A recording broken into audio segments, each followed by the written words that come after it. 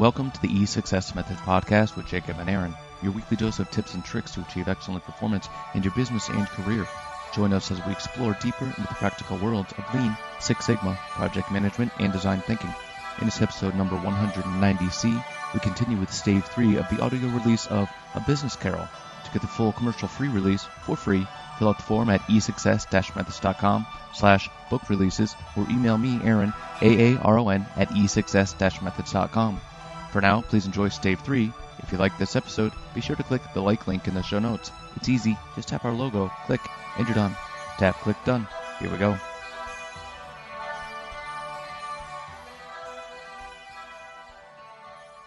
Stave 3. Understanding the Crisis. I'd barely fallen asleep when I was abruptly woken by a car alarm. Could no one else hear that damn thing? I pulled the pillow over my head, and I was still muttering when I thought I heard a strange laughter in the room. Now what? I peeked from beneath my pillow. A stranger was standing there, of course. What else did I expect? He was a distinguished old man, and he was moving slowly toward me. Not again. I sat up in bed with a huff. Blue eyes sparkled from behind his dark-rimmed glasses as he greeted me with a beaming smile. Wait, didn't I know that face from somewhere? Dr. Deming? I see there's no need to introduce myself. Wow, I know you. I was pulling the covers off to rise. Or at least, I've read a lot of your work. Finally, a hallucination that shows promise. I extended my hand. It's so nice to meet you. Likewise. And with a firm handshake, he continued, There is much for us to do. We have little time to do it. I was still in my sweats. Just let me change. He held firm to my hand. There's no time and no need for that. And at that we were tumbling through space until we landed on a balcony in the grand ballroom of the Waldorf Astoria Hotel in New York City. As I looked around, the room was filled to capacity with guests in business attire. A man spoke at the podium on the stage at the front of the room. A table with a veiled object stood to his right. I looked expectantly at Mr. Deming. He smiled and, as if reading my mind, August 12th, 1981. Mr. Estridge up there is announcing the IBM personal computer. You might be more familiar with it as the IBM 5150. It can be had for the meager price of $1,565. Just 2 decades ago, an IBM computer required a quarter acre of air-conditioned space and sold for no less of $9 million. In this day, the average business, even an average person, can now use a more powerful computer, and it will fit right there in his or her desk. Mr. Deming finished just after the speaker finished. I turned my attention back to the front of the room in time to watch the official unveiling of the IBM 5150. It was an unassuming, boxy-looking thing, with an equally boxing-looking CRT monitor on top. A wave of conversation rippled through the room as the people craned their necks and applauded. Out of the corner of my eye, I noticed Mr. Deming clapping, so I also clapped. But I couldn't help looking over at Mr. Deming. He leaned my way. Confused? Yes. He took my hand, and in an instant, we were in another room that was much quieter than the ballroom. It was empty of people, but filled with tables not yet set for any event. He led me to a table and bid me to sit. Never before has such a double-edged sword been unleashed on society. Double-edged sword? How can you say that? The computer has completely changed society for the better. On the whole, I would agree with you, but it has also... He considered his words more carefully. Rather, let me say more correctly, the use of it has come at a price. What price? Computers ushered in databases filled with data that could be crunched into every statistic imaginable. Those statistics were elevated by boorish mathematical techniques to the realm of the gods where spreadsheets were to be obeyed and followed without question. My jaw dropped. How can you say that? You yourself are a god among statisticians and even business managers. How can you disparage the most valuable tool in our arsenal? He smiled at me and poked his finger hard into the side of my skull. This, he poked again, this time even harder. This is your most valuable tool. Managers have surrendered the art of management to the naive calculations contrived by short-sighted minions to justify near-term profits at the expense of long-term sustainability. Ow! That hurts! I couldn't help trying to rub the pain from the side of my head. "It should hurt," he huffed and crossed his arms. "I spent years trying to communicate the importance of a systemic view of business, explaining how business must understand themselves as a part of the larger environment, how good people are important to good products, how leadership is responsible for—" He waved his arms out to his sides in exasperation. "Well, leading." His fist fell hard on the table, causing me to jump. This hallucination was not turning well. "I don't understand." "How often do you hear the word system when it isn't attached to some latest fad pitched by a huckster? How often do you hear board members talk about the environmental or social footprint of their corporations? When was the last time that a CEO plowed many a company right into the dirt and still walked away with millions?" He huffed and shook his head. "And if you ask them why did you drive your company into bankruptcy? Or how could you not see that you were on thin ice?" They'd point to week after week, month after month, of hobbled together statistics that supported what they wanted to do and told them nothing about what they needed to do. I sat there considering his statements. Before I could muster a question, he reached forward, saying, "Here, I'll show you." We were suddenly standing in the middle of a tiny graveyard, surrounded on three sides by massive buildings, and backed by the other side by railroad tracks. "Where are we?" "Old Town, Michigan." He let go of my arm to straighten his coat. "Or, more specifically, what is left of Old Town, Michigan, this graveyard." He pointed at the large buildings. "There stands what they call the GM Dedham facility, built on 456 acres of land taken from the owners by the government through the powers of eminent domain so that it could be handed over to GM Corporation. Think of that.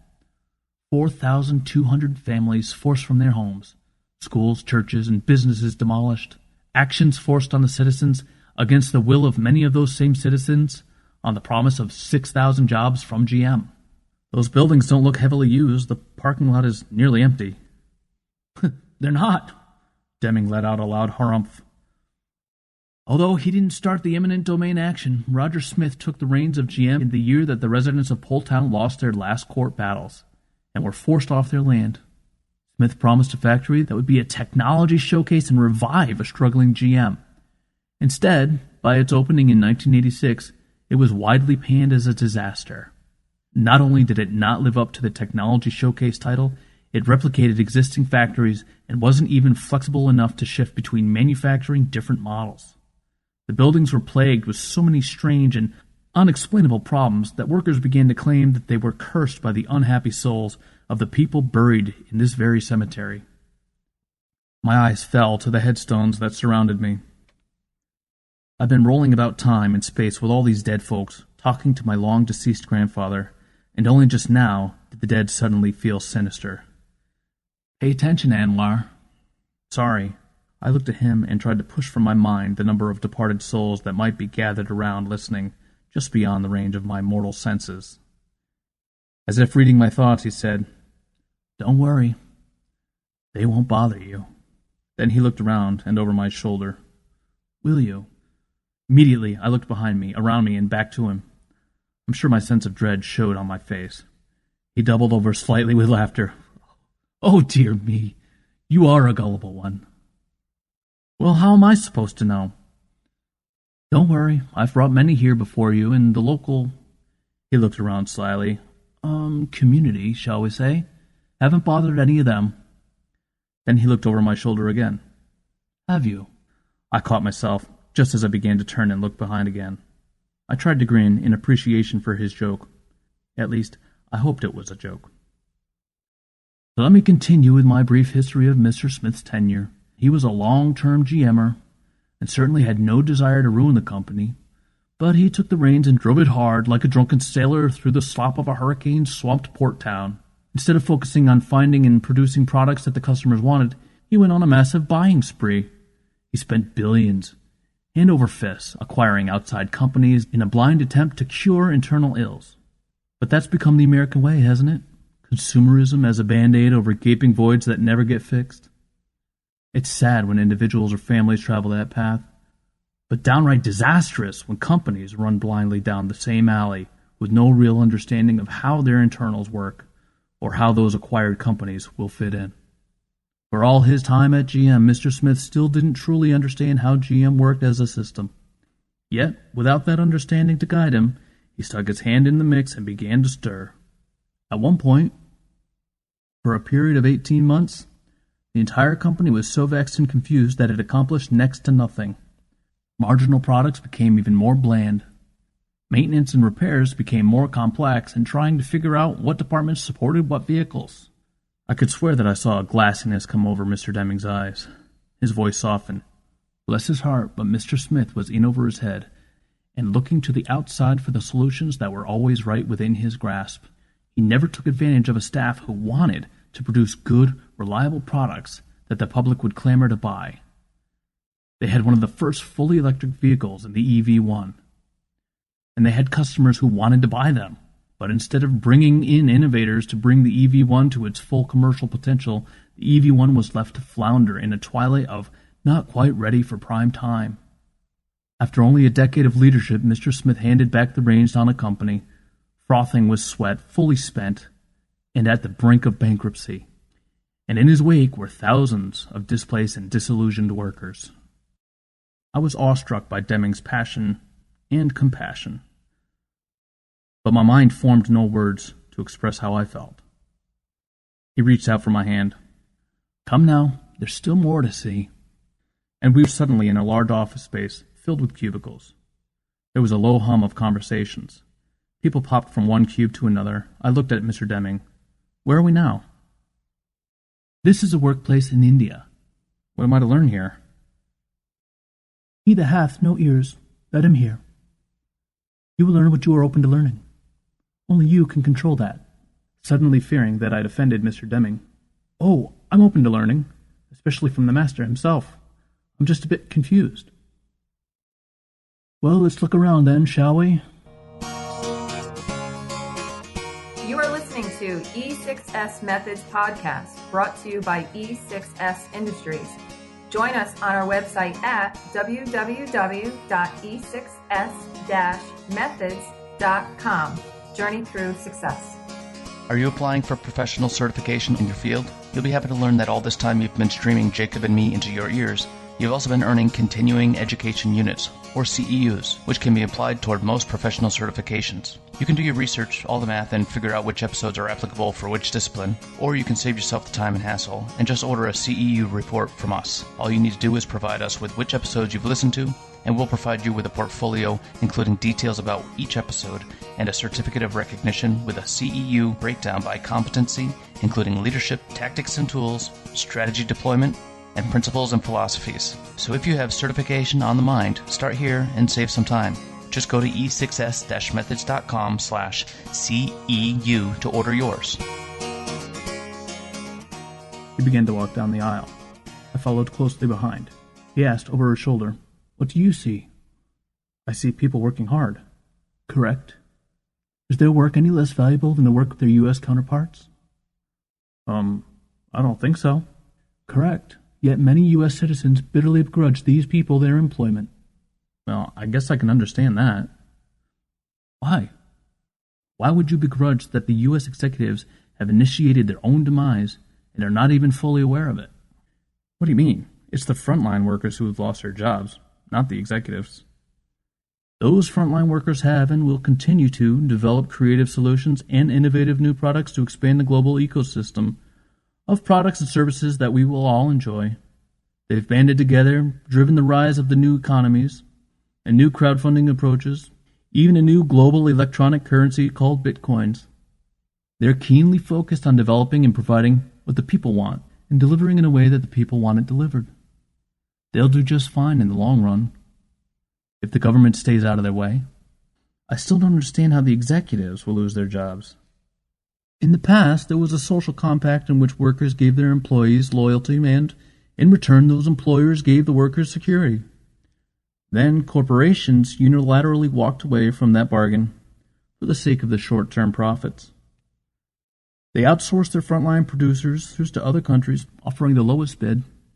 Gutted of their technical staff, They were left with salespeople who had little understanding of what they were selling and managers with no intimate knowledge of what they were managing. Worse, customer support was peeled out into phone trees that rang at the desk of operators who knew nothing about the products beyond what their automated decision tree software describes. It now takes days, if not weeks, to resolve even simple problems. He continued. Compare that to offshore companies, now adept at global competition and without overhead of the U.S.-based executives or their palatial office suites, where the U.S. company underbid and sometimes killed their U.S. competitors through outsourcing. The offshore companies can now underbid those U.S. companies to their very own U.S. clients who are now quite comfortable with offshore services. Do you think that would really happen? Would happen? No. It is already happening. Yes, over the last decade, a major U.S. IT services vendor has shed nearly its entire U.S.-based technical staff in favor of low-cost offshoring processing centers. Its goal was to create the short-term effect of increased profits for its shareholder reports.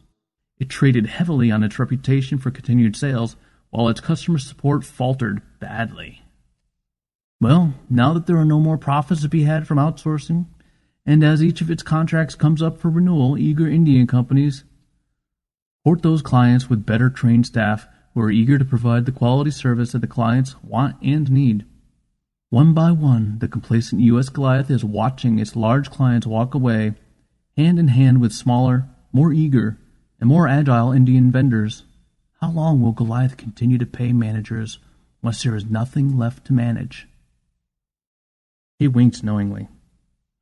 And how many of those new, small, and lean startups will have need for executives who are only skilled at pushing reports around? So what's the solution for the U.S. workers? Deming stopped and thought for a minute. First, a return to basics. Provide quality service and quality products for a fair price. Do you know that a study of large U.S. IT projects in 2010, projects with an initial price tag of $15 million or more, found that at least half of them ran 45% over budget, were 7% behind schedule, and delivered only 56% of the promised functionality? One large retailer started a $1.4 billion project to modernize its IT infrastructure, and the project fell so far behind that it was abandoned. Still in need of a modern infrastructure, the retailer started a new project for only $600 million. When that project failed, it declared bankruptcy. Those numbers stunned me. How can that be? How is that acceptable? It shouldn't be acceptable under any conditions. But both the vendor and the client are at fault for the fact that those conditions exist. How is it the customer's fault? Clearly, the customer didn't understand its own need, and there is no blame to be laid for that. But the customer failed to engage an appropriate professional to do the analysis, determining what its needs really were, to help craft contracts that ensure that those needs were addressed, and to help it manage those contracts to ensure the vendor was providing appropriate deliverables. Too often, the customer floats a general idea about a vague need out there, like trawling fresh bait in shark-infested waters. Then it contracts with either the lowest bidder or the bidder who fielded the friendliest sales guy. But doesn't the vendor bear any responsibility?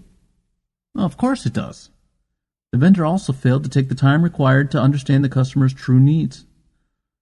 But if you slap a chunk of fresh bait in the water, how angry can you be at the shark that's willing to jump up and take your hand off along with it?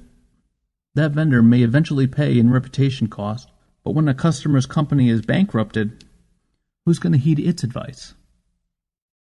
Somehow that doesn't seem fair. Isn't that like blaming the victim? It's precisely blaming the victim, as you call him. But we're not talking about a personal assault against an incessant person walking down the street. We're talking about accountability in corporations making multi-million-dollar business arrangements. And the root of the problem is that the customer didn't take the time to understand its needs in the context of its ecosystem, so they failed to ensure that these needs were met. If you walk onto a car lot and say, "I'll just take the cheapest transportation available," and they sell you a moped on the corner of the lot, is it their fault when you show up with your suit ruined and your hair sopping wet at the first rainstorm? I suppose you're right. It was a lot to take in. But you said first? Yes. Second. And finally, innovate, innovate, innovate.